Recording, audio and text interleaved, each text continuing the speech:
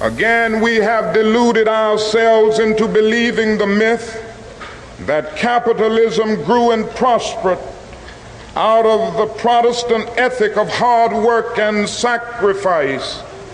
The fact is that capitalism was built on the exploitation and suffering of black slaves. For centuries, the capitalists have behaved in the underdeveloped world like nothing more than war criminals. Deportations, massacres, forced labor, and slavery have been the main methods used by capitalism to increase its wealth, its gold or diamond reserves, and to establish its power.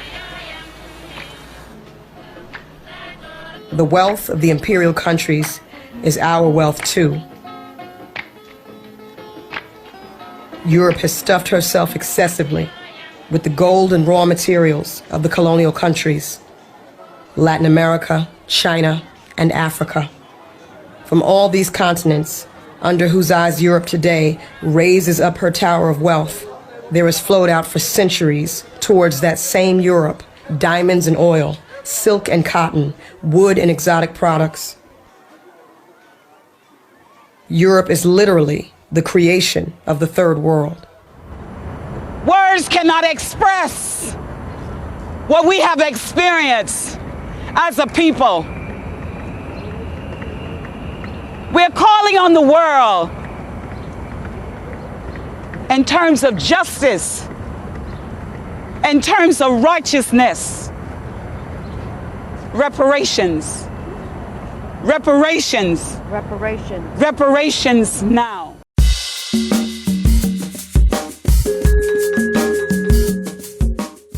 In the book Black Reconstruction, W.E.B. Du Bois writes that enslaved people freed themselves by dismantling the slave economy that the Confederacy relied upon through a general strike.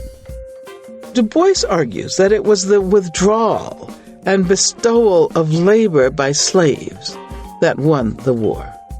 Quote, "This army of striking labor eventually provided the 200,000 soldiers whose evident ability to fight decided the war." With the masses of formerly enslaved people on strike, the Confederacy had no means of acquiring proper food or supplies for its army. The general strike starved the Confederate Army and brought the Southern economy to its knees. We can find an answer in W.E.B. Du Bois, the first known communist ever to have graced a U.S. postage stamp.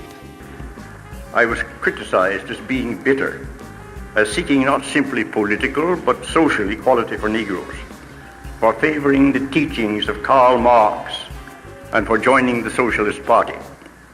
These accusations were true.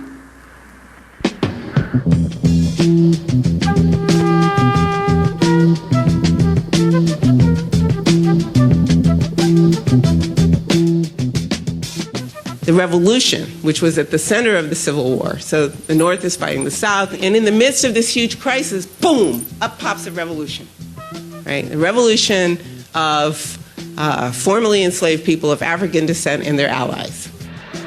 Revolution is based on land. Land is the basis of all independence. The Russian Revolution, what was it based on? Land. The landless against the landlord. How did they bring it about? Bloodshed. The Chinese Revolution, they wanted land. They threw the British out. The Algerians were revolutionists. They wanted land. France offered to let them be integrated into France. They told France to hell with France. They wanted some land, not some France. The Black Revolution in the midst of the so-called U.S. Civil War was no different. In the 1983 book Settlers, J. Sakai writes, "All over their nation, African people seized the land that they had once sweated on." Quote, "The special danger to the U.S. empire was that the grassroots political drive to have armed power over the land, to build economically self-sufficient regions under African control, would inevitably raise the question of African sovereignty. So in August of 1865, the Union Army marched into Hampton, Virginia, Sea Island, South Carolina, and other independent black territories, and forced these communities back under the control of the U.S. empire. I want back everything they took. My culture, my music, my look. They rooked how we greet, how we speak, how we cook. I want back everything they stole. My braids, my waves, my goal. My chance, my dance, my stance, my soul.